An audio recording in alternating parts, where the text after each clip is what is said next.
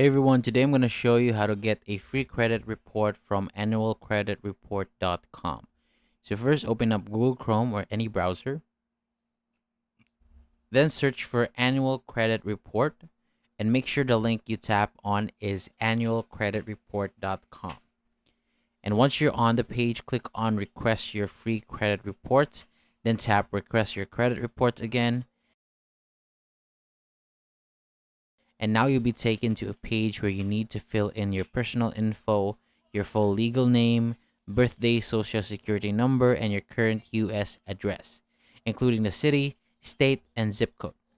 Then after you fill all that out, tap next. And since I can't go through the rest of the process myself, here's what happens next.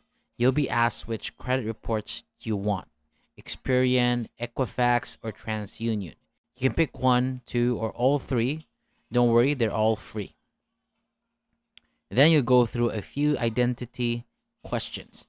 So these are just to make sure it's really you, like confirming past addresses or loans that you've had in the past.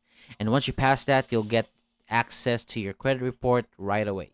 You can view it online or download it as a PDF. And that's it. Super easy and totally free.